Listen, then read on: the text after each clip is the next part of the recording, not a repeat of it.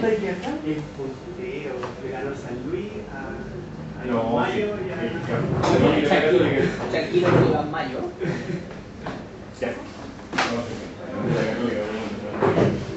Hablemos un poquito más. Okay, good afternoon, everybody. Well, first of all, I would like to thank Pablo and Carlos for the opportunity of giving this talk here at the Department of Computer Science at the University of Chile. So this talk is roughly based on what I did for my PhD dissertation. It's entitled Description Logics and Controlled English Fragments for Data Access. Well, I worked there with Diego Clavanese and Rafaela Bernardi. Well, the first half of the talk will be more on description logics in general. It's going to be a very basic tutorial, so I didn't know which kind of audience I was going to have. We're very busy. So I thought, oh. You are very basic. So, I mean, this video camera makes me feel a little bit uneasy, but can we interrupt at any point? Yeah, of course. I mean, you are encouraged to interrupt, you know, and to ask questions. So the idea is that this should be very interactive. No, and if we have to go to the board, we'll go to the board to work better the examples. I actually don't even like this thing. But it's just that maybe they're not gonna get the sound right.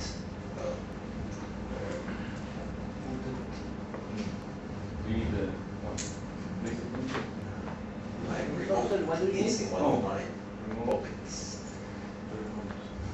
Yes, this small remote. So okay, the main topic of my dissertation was control language interfaces to basically ontology-based systems. So, well, a control language interface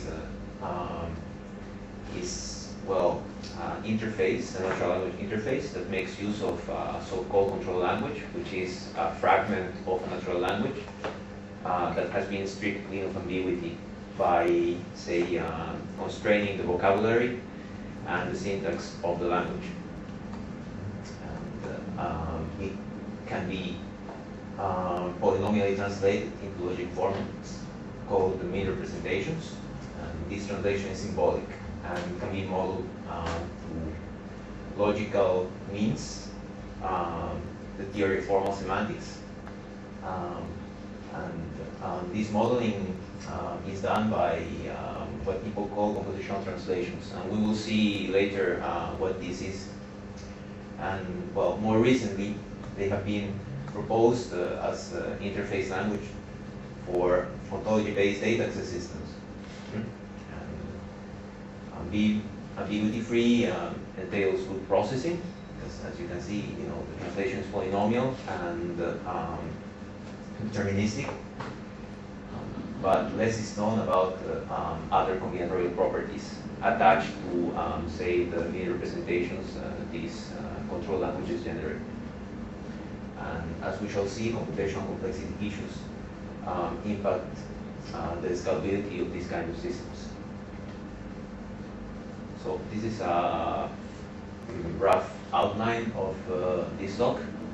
So I will speak first about what I mean by ontology-based data access system. Then I will give a very, very, very broad overview of what a control language is, trying to motivate a little bit why it makes sense to use them. Then I will get into, say, the core of the talk, which is divided into two sections. The first one is on description logic. So as you can see, I will just give a very broad, basic introduction to description logics. You know, the syntax, semantics, some hints on the reasoning problems and the computational complexity issues associated to them. Then I will speak about an important family of description logics called the DLI family, which is a family of description logics optimized for data access using relational database technologies. And this will in turn take us to discuss data complexity and scalability, in the setting of ontology-based data sets. And then I will speak more about what I did myself as part of my PhD dissertation, the data complexity of several control languages, both declarative and interrogative. So, okay, first, what is semantic complexity? Then I will go through fragments that map into several description logics, called ISA I fragments. Then I will speak about how to, basically capture SQL kind of aggregation functions in control English, and which are the computational complexity issues that one should consider. And then I will go through conclusions. So what should we understand by ontology-based data access? So in this setting, we have something that we call an ontology-based data access system, which is a pair, OD, where, okay, O is an ontology.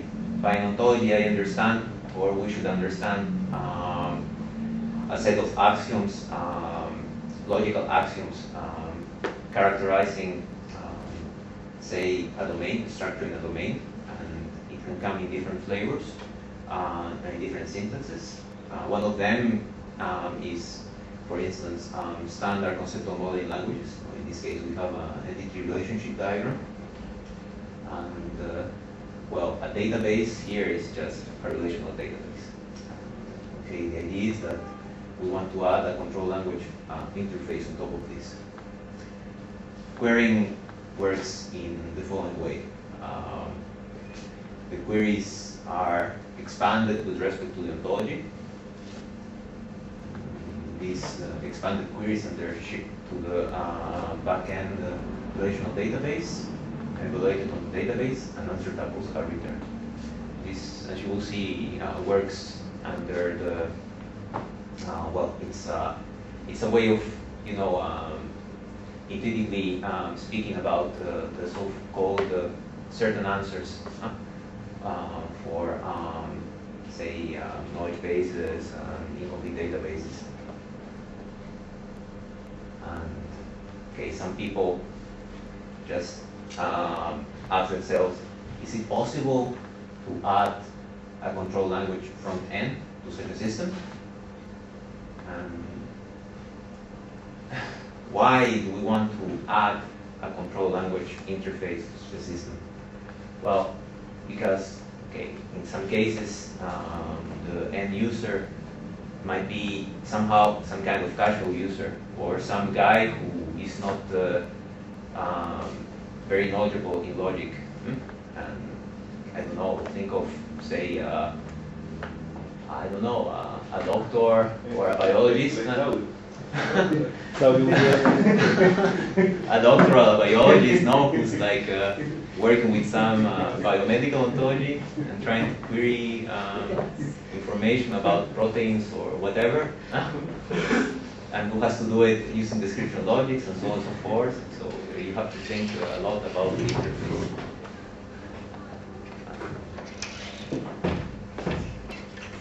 So okay, here on the one hand you see, okay, you have say an whole machine readable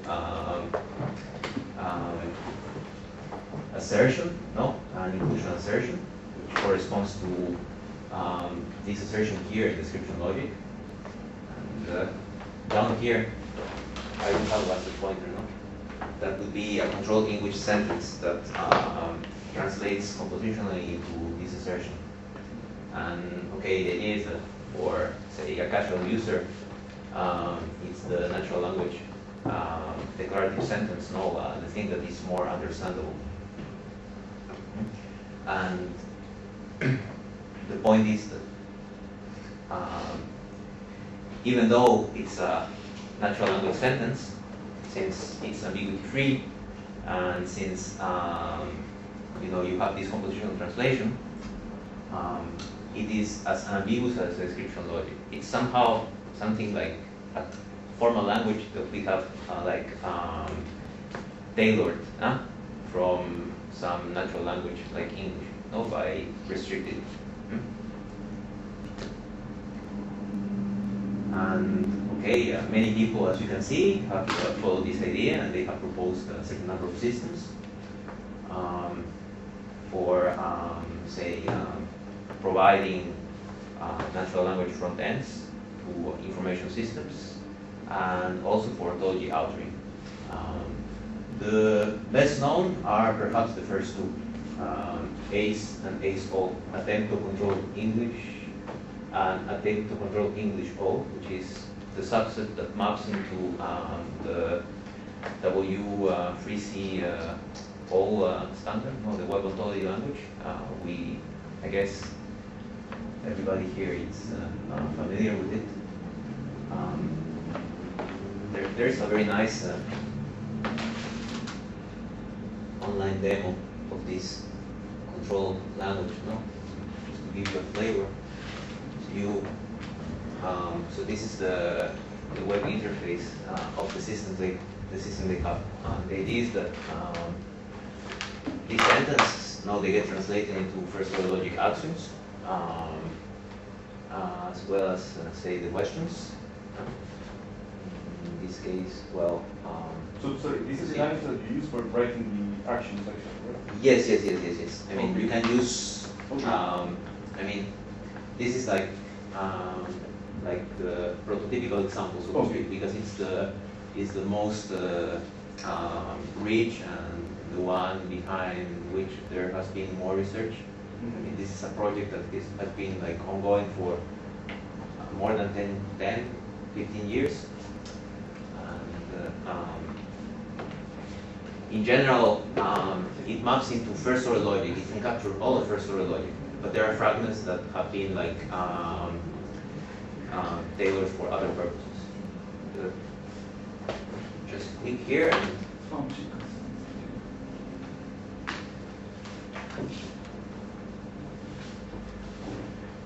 check consistencies for checking consistency of the accents? Yeah, you can check consistency, you can check for entailment. I mean, you can think of all the possible, in this case it's first-order logic. So you can think of all the possible reasoning problems that can be reduced to unsatisfiability, right? So, okay, consistency is unsatisfiability, right? Or satisfiability.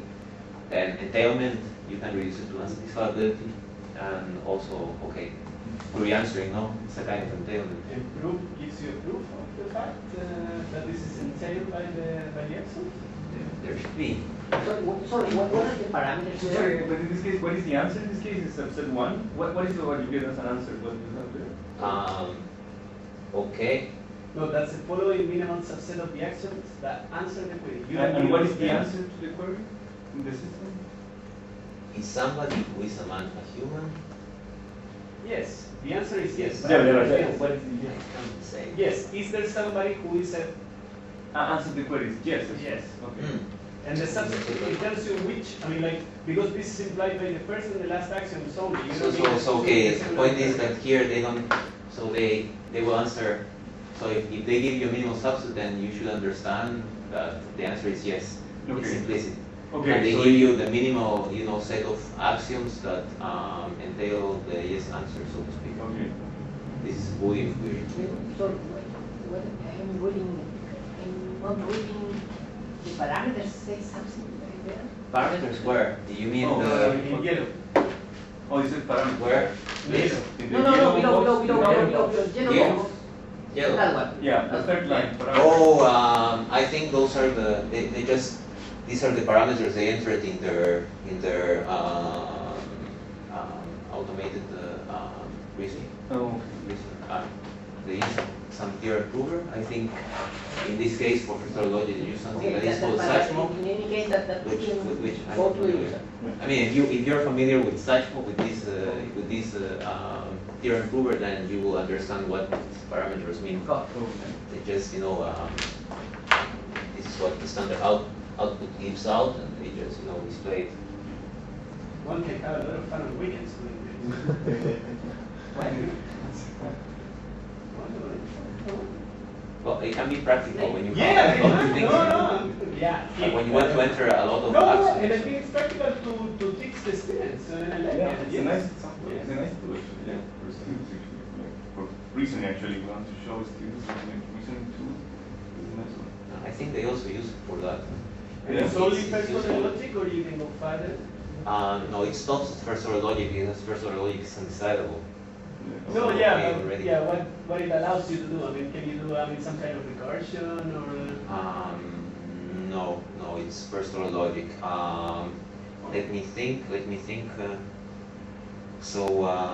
I know that they have an extension where they consider mereology, so you can reason, part whole relationships. Huh? But that's it. For that, you add like some kind of dedicated set of axioms, no, to the reasoning process. So you have some kind of background theory team that is used at, say, query time. And you have to input it yourself, but it's just say first order logic with eventually some axioms. They don't go beyond. They don't deal with generalized quantifiers. The idea is to try to make it very simple. The main feature of this control language is the fact that it supports anaphora. In this example, you don't see it, but well, I actually don't know whether this toy application here supports it fully, but the idea is that you can use pronouns instead of, say, the noun phrases themselves.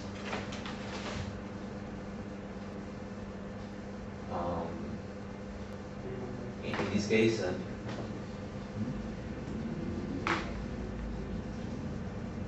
you can put something like he smiles, use a pronoun guard.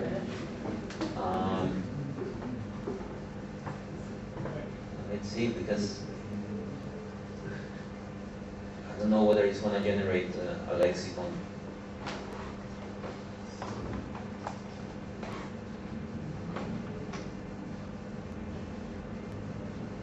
Yeah, you see? So it supports anaphoric pronouns. Oh. Well, Well. well, the heuristic it's not perhaps the best. Ideally, it should. So this is just like a toy application. No, I think that the full application would take into account morphology to resolve the anaphora. So to make this anaphoric pronoun, which is masculine, corifer with its closest masculine noun. Okay, this is basically how things are done, right? Okay, so this is just like the standard depiction of symbolic machine translation, where you go from an input language, natural language, and you go to a target language. In this setting, what we're interested in is all or description logic. And the idea is that you do it through some pivot, which is first order logic with some extra constructs, some so-called semantic glue. And this semantic glue is, a certain number of operators and constructs from higher order logic. To get to description logics, you have to go through higher order logic. And you will see that in the second half of the talk.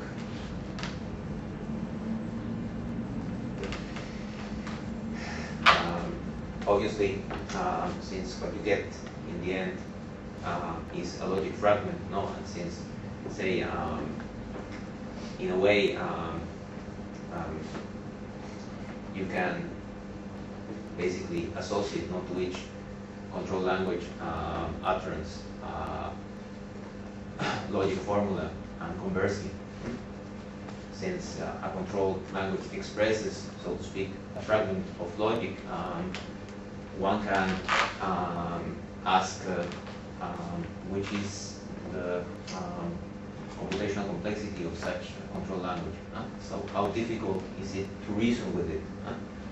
As we have seen, for the case of ACE, it is undecidable. So the question is, does it have fragments that are decidable? Of course there are, but the expressivity of these fragments is going to be, in general, orthogonal to that of known fragments, say, of first-order logic. Because, you know, the natural language constructs know the words you use, whether, say, the content words, you know, the nouns, the verbs, or the function word, the determiners, the conjunctions, may not necessarily match, you know, the constructs you have in your logic. And in the case that matters here, which is ontology-based data access, we would like to know which control language give way to tractable data complexity, and which control language constructs give rise to intractable data complexity. Data complexity is, well, perhaps you are more or less familiar with this notion. No, it's, say, the complexity of query answering, of answering a query over ontology-based data sets, of evaluating it, measured solely on the size of the data set. Why? Because in real-world scenarios, you typically have like huge repositories of data, which are way bigger than, say, the constraints that you are using, bigger than the ontology. So the assumption made already by Bardi in 1982, no, in the setting of relational databases, to consider, say, both the ontology and the query as fixed, no, and only focus on the size of data, because this is the, say, key parameter when you estimate complexity, computational complexity. The idea is to, well, to understand which is data complexity of the control languages. Well, we analyze the computational properties of the mini representations, you know, of the logical formulas they express. This problem is known in general as the semantic complexity of fragment of a natural language. It's something that is, say, more general than control languages, which are specific kinds of natural language fragments. This notion was proposed by Ian Pratt, some time ago. What is MR? Sorry. Okay, 10 parts. Oh, sorry. It's mean representation. I introduced the derivation in the first slide, so Okay. I will be using it from now on a lot. Mean representation is the logic formula that is, say, generated when you parse your natural language patterns, control language patterns. Sorry. Excuse me, and the semantic complexity depends on the language you use, or you. Yeah. So Not always first order logic. You can measure semantic complexity with respect to different languages. Yes. I mean, the idea is that you start with a fragment of should be standing in front of the camera, not in front of you. You start with a fragment of natural language. And, then you use, say, formal semantics to give a logic characterization of the meaning of the utterances. And then, okay, you see which is the logic fragment generated. And of course, it may go beyond first order logic. In general, okay, natural language is more expressive than first order logic. have to start like that, not from the control language or the fragment of a natural language. You have first to see which are the mere representations that are generated. And once you have those, since you are already in the realm of logic, now you can start well, see which is, okay, the satisfiability problem, and whether, you can reduce entailment to satisfiability, or query answering to entailment, and so on and so forth. Maybe you cannot, because, the fragment you have, maybe it's not closed under Boolean operations or something like that. You don't know. You have to first do this analysis and then see what you get out of it, and then start analyzing the complexity and eventually the complexity. If somewhere in your decision problem you have a database async.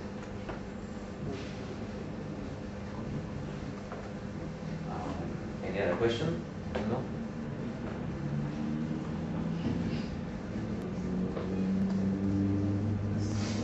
Now I'm just going to speak about description logics.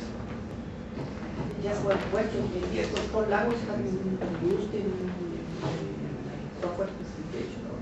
I think that the work in control languages actually started there. So ACE started like software specification language. Well, in general, started in the field of formal requirements.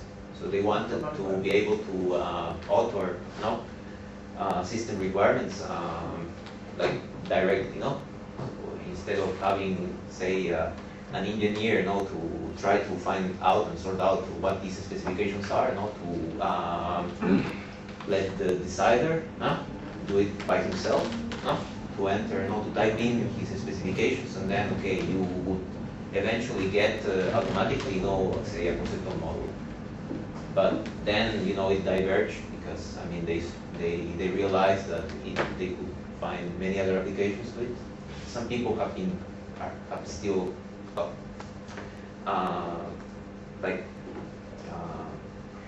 still work in this line of research, but mostly geared towards, say, ontology altering. So there was this reverse network of excellence, and so the people from ACE, from Attempt to Control English, they took for themselves the task of designing tools for ontology altering with control languages. You can find a lot of documentation on their website. If you want, I can go back. If you want to write down the URL, No. maybe you can just Google it and you see we have plenty of things and lots of docs, and it's like standard. No, all the others are kind of similar. It's a good starting point, and it's the one that also offers you the greatest functionality, so to speak. That's one of the reasons why my work is also was more theoretical, because from the practical point of view, they have filled almost all the gaps. But they didn't look at the complexity issues or the reasoning tasks. So they mostly use first order logic reasoners, which well, in order to make them terminate, they drop completeness of reasoning. So the reasoning is sound, but it's not complete. Not because there is some kind of timeout. Because you never know, may never terminate. So now,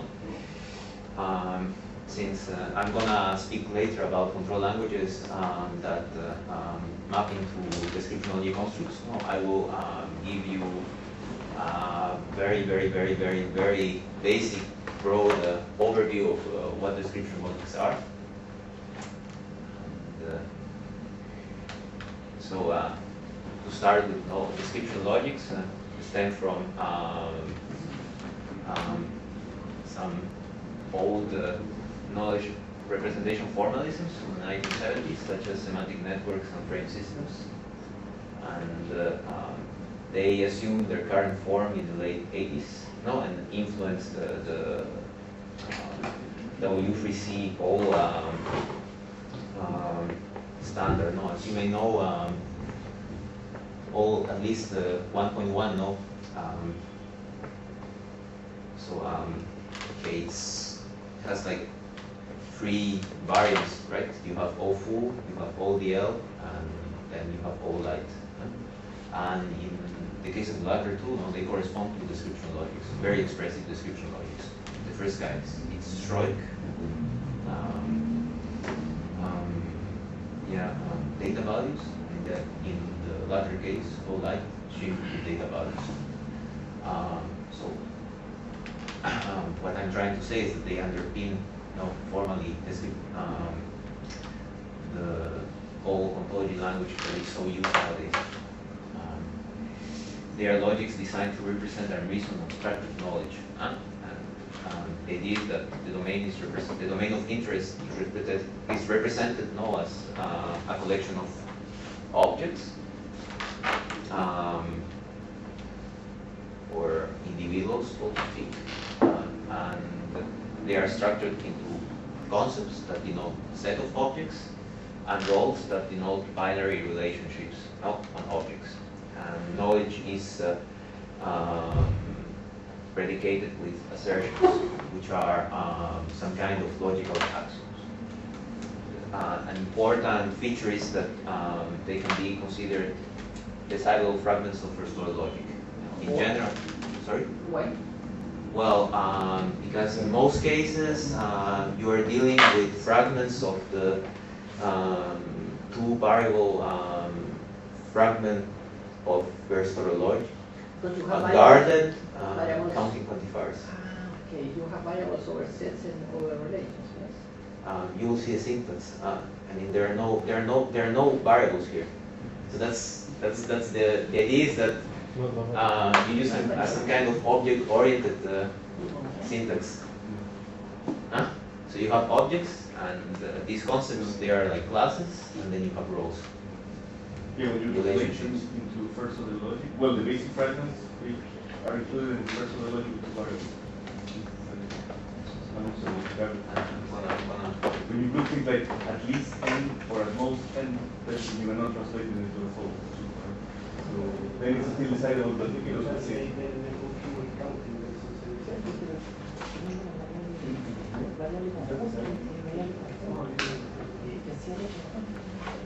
I don't know. Cloud. Okay, this is notation, but I mean, if you want, I can give you the definition. I don't have it here of the guarded variable fragment with counting quantifiers, first order logic. I mean, there is a slide where I go through, say, the standard translation. So there is a standard translation that maps description logics into these fragment of first order logic. And yeah, they are decidable. In most cases, there are some, say, very expressive description logics that go beyond this fragment. But those, say, that have like practical uses, they are contained in this. In particular, all light, that is shift, is containing the guarded to variable fragment with counting quantifiers. So you have this one. So the complexity of reasoning for the guarded to variable fragment with counting quantifiers, I think, is, if I recall well, X time complete. So if you have first order logic with variables, so if you forget guardedness, then it's next time. So it's slightly less complex. No, you save one level of, or one exponential. Well, these classes could be equal, right? X9 and X9. We don't know whether they're equal or not, right? We already know. We don't know. Okay. Okay. Well, if somebody wants to earn $1 million, maybe it would be worth, I don't know, trying to find out, right? So okay, I will just here, well, speak about, say, the prototypical description logic, which is called ALCI. This description logic has a syntax and a semantics. No? In the case of the syntax, no, what is important is to understand the notion of concept of role. No? The concepts and roles are built recursively out of a countably infinite set of concept names, which are, say, unary predicates, and role names, which are binary relations. According to these rewriting rules. And maybe I should get close to the board, because these constructs have somehow a name, no? This guy here is called say existential qualification, no? And well, basically what it says is that any point that is in this concept has an R successor of type C. No, it says that it has an R successor and then it types C. No. This is called the complement, just negate, say, the concept. And this is called the concept intersection. These concepts are put together into assertions, no, that basically state a kind of set inclusion between, say, the sets denoted by the concept to the left and the set denoted by the concept to the right. And, a database or a box is a set of ground facts, no? AC, R, C, C prime. An ontology is just a pair, say, terminology database. Well, maybe I wasn't very consistent terminology myself, no? Because there's some degree of disagreement, no, of what is an ontology.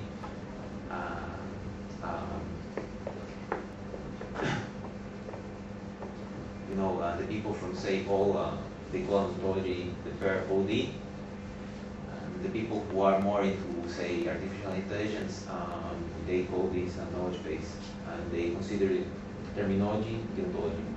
So in this talk, I'm gonna be abusing, you know, the terminology and just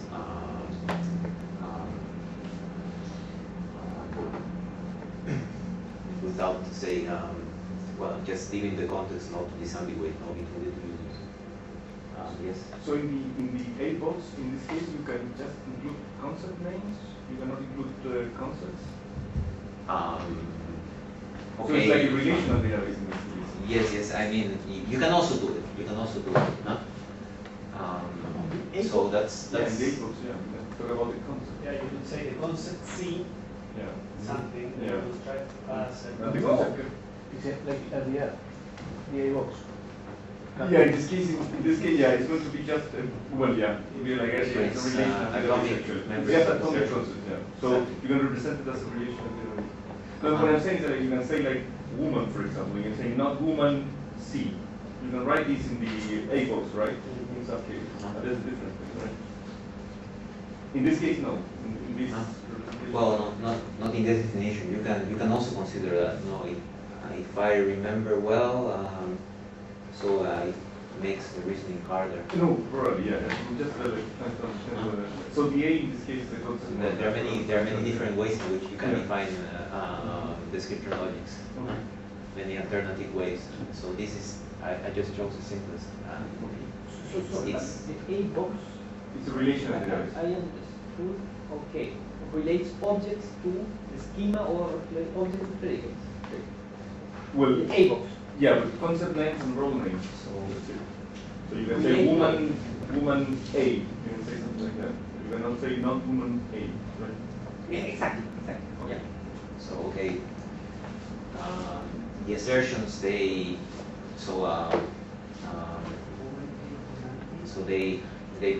describe somehow the semantics of the domain, right? And the ABOX or database, gives or states, which are the objects that exist in this domain. So the terminology, the whole thing, it speaks about the structure, how they are structured into classes and which relationships fall between them. But it doesn't assert, doesn't say anything about the existence of any, say, data. For this, you need the assertions, these ground facts, which are also called membership assertions. Say that okay, C it's in the extension A, basically.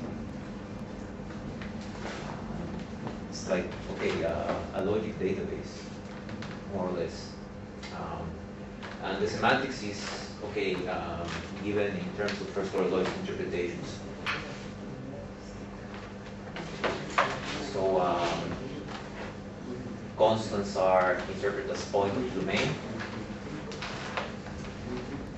Atomic rows is subsets of the domain, and okay, the complement as set complement, the concept intersection as set intersection, roles as binary relationships over the domain, and these existential qualifications you can see as the set of all points D for which there exists an R successor D prime of type C. Existential qualification. And okay, this is the semantics of assertions. So here I introduce the notion of model, although I don't say it explicitly. This entailment thing means that interpretation I is a model of the assertion. It is a model of the assertion whenever set inclusion holds between the interpretation of the concept to the left and the interpretation of the concept to the right. And similarly, for say the ABOX assertions.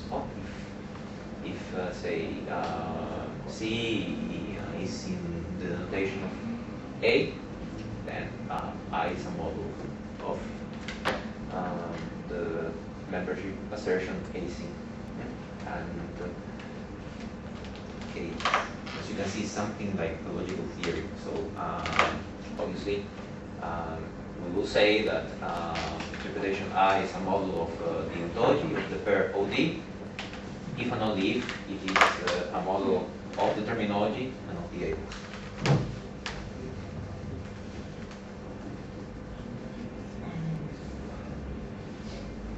And okay, a nice thing of description logics is that they give a formal semantic characterization of say standard conceptual modeling languages, such as in this case entity relationship diagrams or UML diagrams. Here I see there is this example, this example. It's an ontology of employees, in some company. Have area managers, project managers. Area managers and project managers are managers, and this specialization is disjointed, complete. And a manager is an employee. There are some relations or roles, holding, between these entities, some relationships. Develops, manages, and as you can see, there are some cardinality constraints attached to them, and we can basically capture this this diagram with this set of description logic assertions by adding one further construct, which is called a qualified number restriction, which introduces some kind of accounting quantification, you know, in the language. So maybe, as you have guessed, this notation for the description logics basically is an acronym for the constructs no de support. I don't know if you're interested in that. Maybe I could just make a small table on the board. You have union in the last one. Oh, Yeah, but union. this- But the point is that intersection, right? this, Okay. you have intersection. Yeah. This fragment is fully enclosed. Yeah, yeah. Similarly, you can introduce, you know, a kind of universal quantification. No? So you also have this in ALC, right? Which are the other concepts we can introduce? Huh? Here, we can introduce top, for example, right? So top is, I don't know. Just pick an atomic constant? No? And okay, we need to introduce union first. I should use.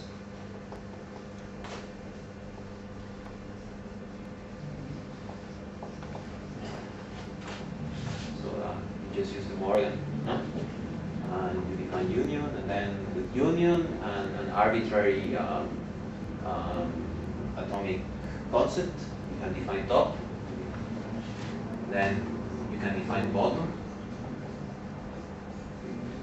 And you can also define a concept known as the universal restriction, no? That says that all the R successors, no, that fall under that concept, no, I mean, all the R successors of D are of type C. Maybe that's not a very good way of saying it. So this is the set of all points, all of whose R successors are of type C. Just play a little bit, you know, with the semantic definition of the existential qualification, and All you get successors. what you call For each element, all successor are the same. it's just a dual.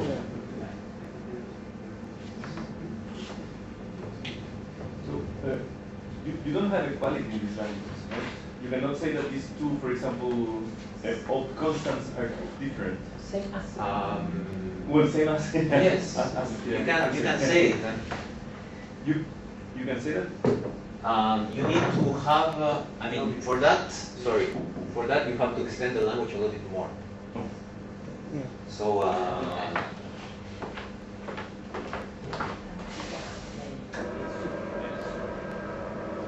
let's make some space. No.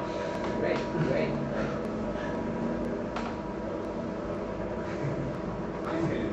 No, but you can write on top. Okay. I can write here. No? No, not about that. This is a very interactive tool. Right? Yeah.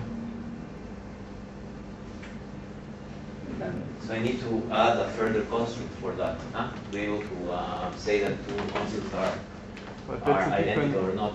I have to add a construct that is called, nominal.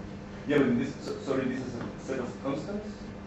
So Yes, it's a set of, it's not really, okay, maybe I can use some Enumerate okay, classes. just, You can enumerate classes by their okay. individual switcher members, but that's dangerous. Actually, you cannot build the class with a unique element and then say that the You can other do that, element is in the class. Okay, But if you have nominals, you need nominals for that. I don't have Semantics that. this is Because the- that's why you have We the said equality. that- This is not the length. a concept built by enumeration. Oh, yeah, but you are not assuming that these elements are different. Um, Are you? No. No. Not necessarily. Not necessarily different. You have to make, But can an you say explicit it? assumption in that case. But can you say? If you have this, then you can say that they are identical. Oh, you have at least n It's element in the the class. complement of that class. But So if you basically say that. No, you can say that No, you can say that you have at elements. least n element in that class, right? If you Yes. say that, it means that all of them are different, right? Yeah. No. But because you have n there, right? No, it does not mean that they're all different. Yeah, but if you have at least n, but okay, if you define that class, this means that these are exactly the elements of the class, right? Yes, you're right. Yeah, but you can't say that this class has at least n elements, okay? No, you can say it with the quantifier, right? You can say there exists at least n elements such that But you such said that you have to have a Yeah. relation. Oh, they belong. No, but if you have a universal relation for all the domain, then you can say. No, you have to name the class. That's the problem. And you have, I mean, if you But have can you say Anyway, that someone belongs to that? You can say that you can Ah. express that they are all different, of course, because you can say that Well, that you have yes. this class of elements O1 to On, So, and then you say that basically just- each is a you introduce the subset of the definition, complement of the other for the one single element class. Anyways, Okay. Yeah. Okay. that can be a good way. Oh yeah. Okay. So then no, you Yeah. can say that someone belongs to that. Yeah. Okay. So then you can say that you have at least n element in that class, which means that all of them must be different, right?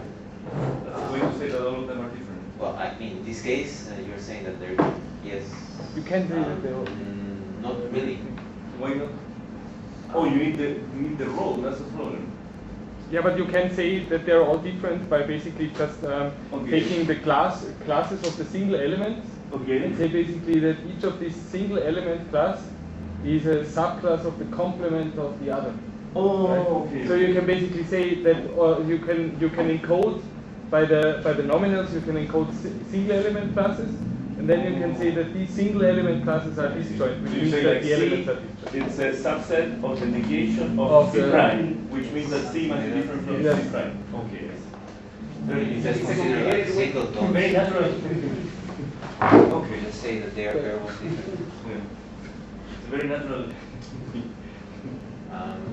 I didn't want to speak about this construct because it's. Oh, you can. But say you that don't have nominals in your language here. No, right? no, no, no, no. Because Yeah. normally nominals make things always very complicated or more complicated. right? Yes, yes. I mean, so I stop at. I don't even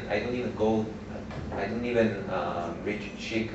Yeah. I just consider ALCI with eventually these qualifies essential rows, and that's it. Mm. So there is no composition or rows assumption. So what Claudio was saying is also you can say Axel saying that the intersection between these two classes is empty, right? You can say the intersection of C1, Yes. class that has C1 with the class that has C2 is Yes, equivalent yes. to bottom, right? Yes. Yeah, okay, that's the way to say that these are different. Yeah, elements. but so this is always, you can say, so if you say that this is It's a disjoint. No, it's the subset same, of the yeah. empty set, Yeah. you can move it on the other No, set, yeah, it's yeah, a subset yeah. of the complement. Yeah. Okay. Camilo, can you go But in one Lopian's line in through Lopian's statement, Yes, yes. Huh? you cut the class in two. This empty, then inside is efficient. Oh yeah, yeah. You can say Yes. Yeah. Is the question? Or should I? No, it's No, just, that's yeah, no, I have confusion. Yeah, no, it's fine. Right. Now we can. Okay, so you. No, I'm trying to pass the second construct when you construct any concept. So yeah, you're This one. trying. Yes, I remember now. So it's you take R, which is a binary relation, and you take a relation on the first coordinate that has Uh-huh. some element on the second coordinate that belongs to C. Yeah, Exactly. Yes, yes. That's more or less the idea. You can also view it in terms of graphs, right? Yeah, the syntax is somehow confusing. Exist R dot point C. I don't know. Yeah, yeah, but I now I understand. Yes, ma'am. I mean, it basically says that there is an arc, an outgoing arc to some point. Yeah, yeah.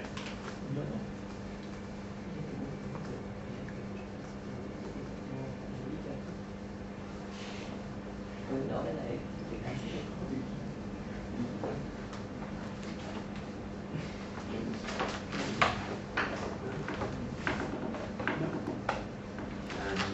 And well,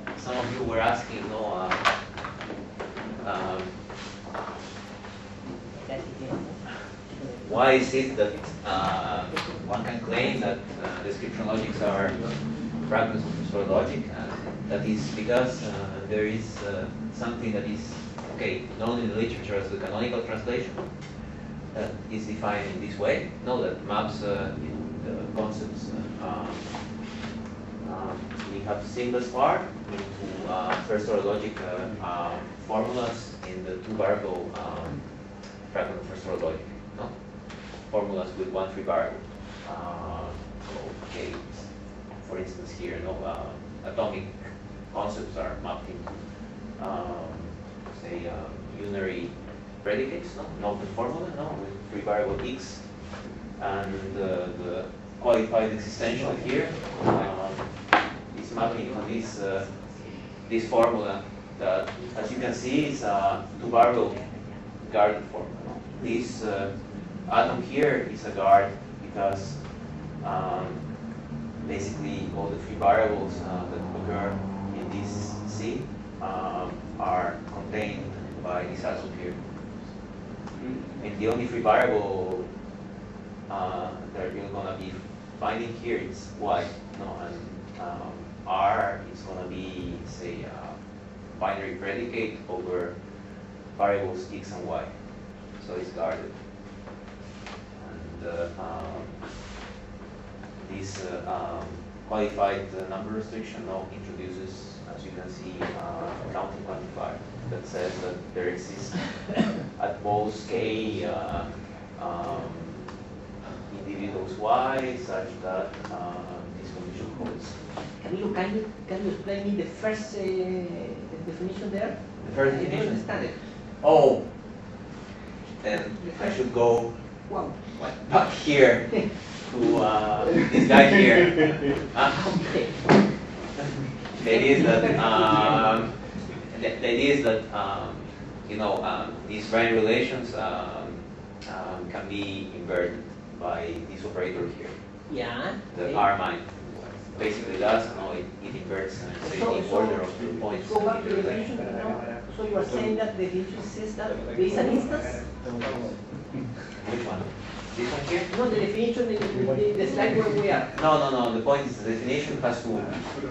It is defined on an arbitrary rho, so it has to see whether it is, an atomic rho R or its inverse R minus. This is just for the purposes of the definition, just to make it work. This thing here. So if R is just R, without the inversion operator, then it returns xy. Yep. Otherwise, it inverts the order of the variables here. It should return yx if this is So R minus. the otherwise is meant R equal R minus. Oh, There you have it here. oh right. So that's why you need like these two sets of definitions. No, it's like auto induction. It's a bit contrived. If you don't do it this way, then the definition doesn't work. But you just have to bear that in mind and forget about this complicated clause and look at this. And assertions are mapped to first-order logic sentences. Okay, you first compute the translation for the concepts around the substantial. The substantial is mapped to an implication, and you will universally quantify, because you are asserting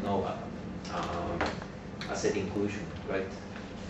Set inclusion is something that is intuitively, universally quantified. And this is just to remind that. So this is the logic we have seen thus far, the one that contains all these concepts here, and all it maps into the guarded two-variable fragment of first-order logic and counting quantifiers. You can prove this by a very straightforward induction on concepts. It's tedious but relatively trivial. I mean, the idea is that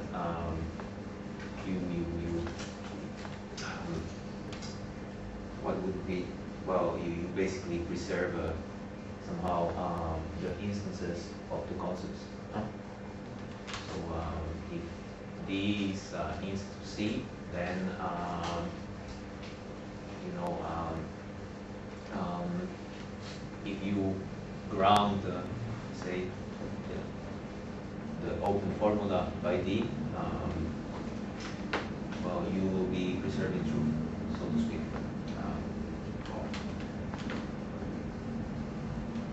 You can find this in any description logic textbook. It's really a very simple idea. And well, the nice thing about this is that there is a huge literature on, say, automated reasoning procedures for first-order logic. So the fact that you have, say, description logic in general, a family of description logics, because you can consider, you know, all the possible fragments of this logic, which are, okay, a lot. Well, so since they are contained in first-order logic, inside of a fragment, you can think about, say, adapting resolution and precision procedures and tabularization procedures to these description logics. And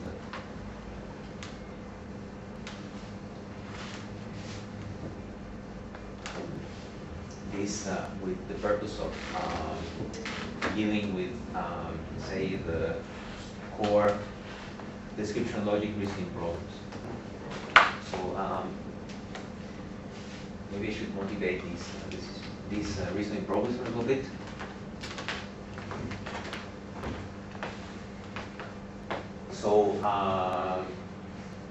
So okay, let's say that you have an ontology. You know, you have your terminology, you have your able. So which are the kind of things you would like to know about the information you have? Just what do you think? What would you like to know? You would like to know whether this information is consistent, right? You don't want, because I mean, if it's inconsistent, then okay,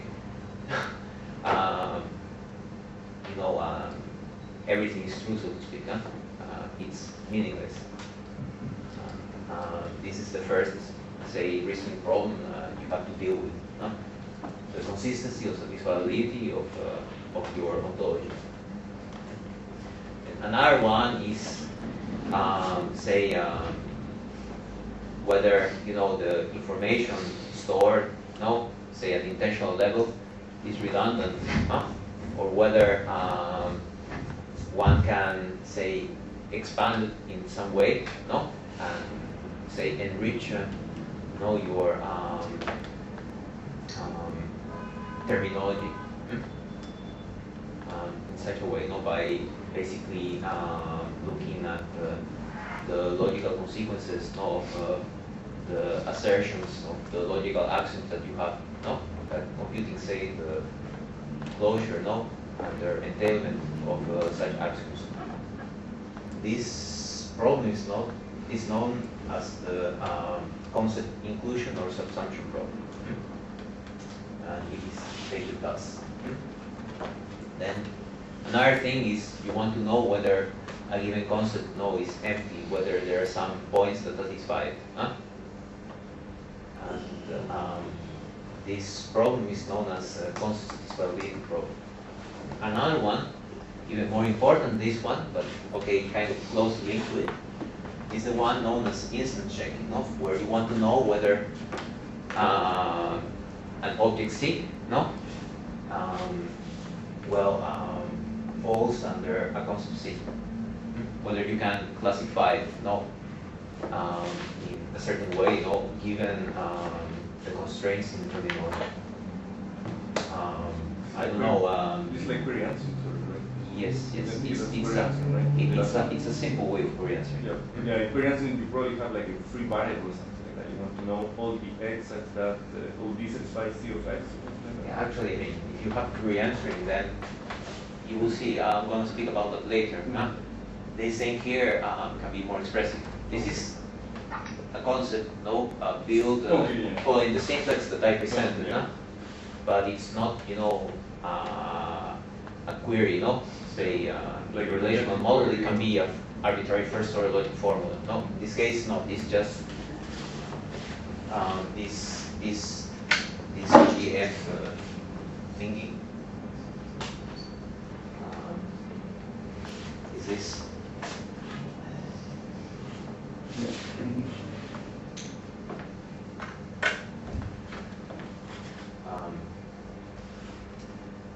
Okay, in this logic, all these problems are moduli reducible,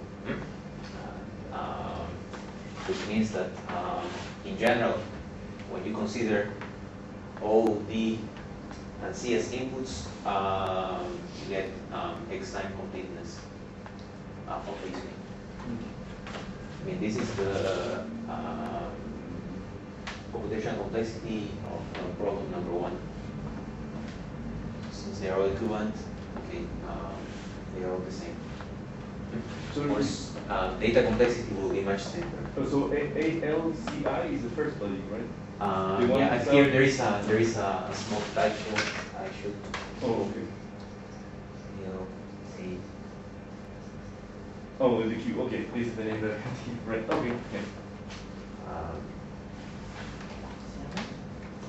ALCI. I mean, it turns out that adding qualified number restriction doesn't, you know, change significantly computational complexity for these two logics. Huh? Neither the data complexity nor the combined complexity will change. So that's why I don't, you know, distinguish clearly between the two.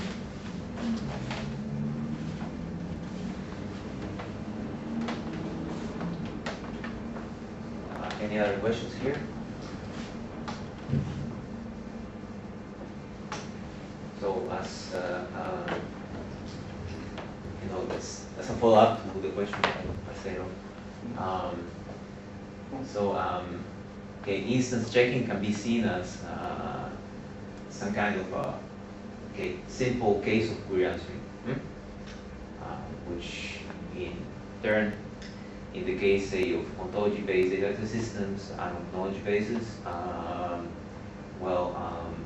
boils down to a kind of first-order logic entailment, no? To first-order logic reasoning. Okay, in general, you can consider any kind of query, based on first-order logic. And say the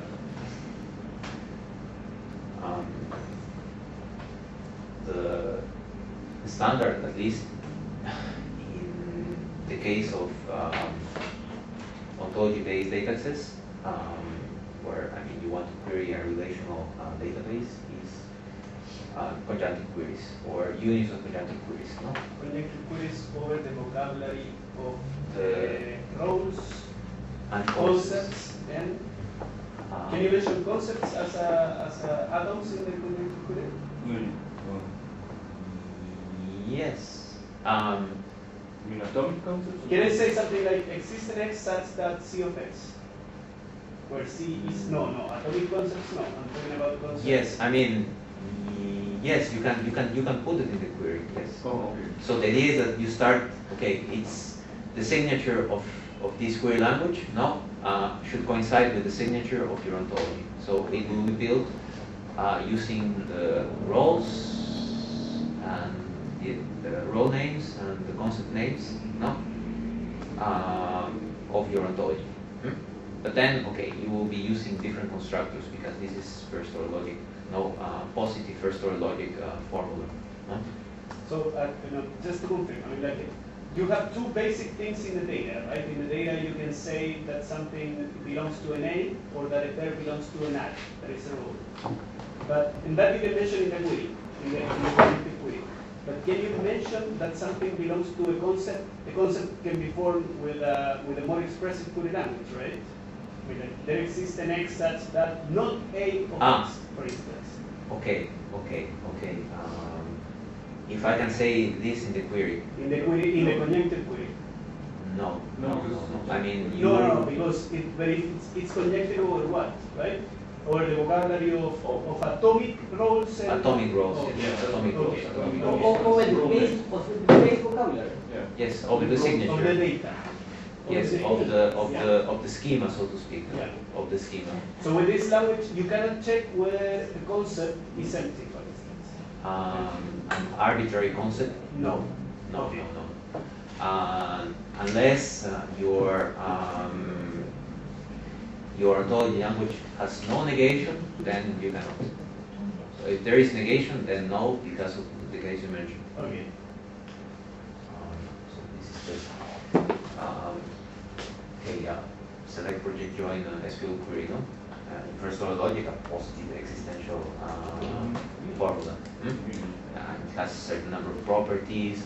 With at most one free variable, or it can have two? In this case, this is a general definition. So in the case of a conjunctive query, I mean, you have n free variables. So yeah, but I'm talking about in the case of, do you allow two free variables, for instance? Because you never allow two free variables in the language itself. So it would be strange if you allow it in the language, when you're defining. So yes, actually, yes, I think that there are techniques where you can consider conjunctive query, with say n free variables, and you kind of split it into say n conjunctive queries over one free variable. I think there are some techniques like that, if I recall well, but I'm not so sure. Maybe Axel knows better about but that. then you would lose the correlation No, of the you result. cannot do that. No, you cannot do that. No. No. But I mean, this is the same as basically in Sparkle, right? In Sparkle, RDF also only has triples. So a base graph pattern is a conjunction of triples. Yeah.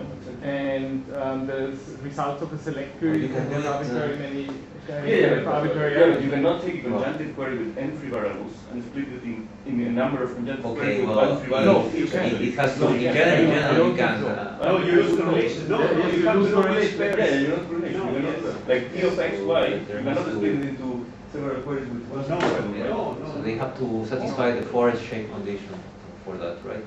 If I recall well. That's not what they do for sheep. They consider forest queries, right? Forest shape. I don't know. I know. I mean. By Horrocks. So what I know, the problem of conjunctive queries in description logics is essentially always non-distinguished variables, right? So if you have only distinguished variables, then you can just reduce it to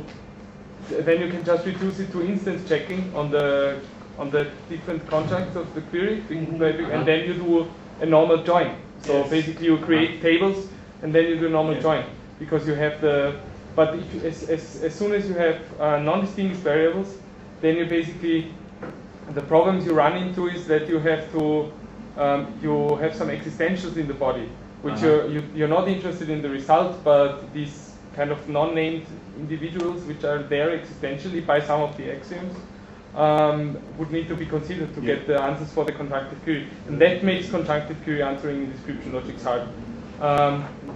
And that, so I don't know all the results, but the difficulty of conjunctive queries answering, so well, it's not known whether it's decidable for OWL2, for example, but it's known for some description logics. So for several description logics it's known with non-distinguished variables, for others no. Okay, let me see. But I don't know whether that's where you're getting your. So the point is that if you try to answer a conjunctive query over forget about the constant quantifier. If you consider guarded to variable fragment for sort logic, it's undecidable already. So already there. No, if you go beyond, if you have like description logic that are more expressive than this, then the answer is gonna still be very positive. It's not to be undecidable for this fragment for sort logic. Actually, can I ask you something? Yes. When you talk about a model of an ontology, are you assuming the domain is finite, or it could be infinite also? Because that makes a big difference actually when you have like a finite implication versus arbitrary implication. No, this is just say infinite model theory. Oh, so I don't make any distinction But between it doesn't really matter in terms of satisfiability because for these fragments, the guarded fragment of orthogonality, both problems are decided. Infinite satisfiability and finite satisfiability. Well, they're equivalent, right? No, they're not equivalent. I mean, like to prove infinite satisfiability is not the same than to prove finite. I mean, for instance, the proof that one is desirable is much harder than the other one. Okay. You see? But they're both desirable. No, but the standard assumption then in the spatial logic is that you consider Because also- again, both fragments, if I recall well, they satisfy the finite model property, which means that whenever you have an infinite model, you can find a finite model. Yeah, but there are two things, right? You have to decide satisfiability, whether there exists a model at all, it may be infinite, and to decide finite satisfiability, yes. And then you have the finite model property, but when you are in the first order 2 fragment, you have finite model property. But when you go to guarded fragment, not restricted to finite variable logic, it's still desirable, but they don't have the finite model property. It is desirable by other, it doesn't really matter, but it is desirable by other means. It's the first half. Yeah, First half, yes. First half, like. Okay. Okay. So, but just a short question is that in description logic, the assumption is that you also consider infinite models, okay? Because the usual assumption in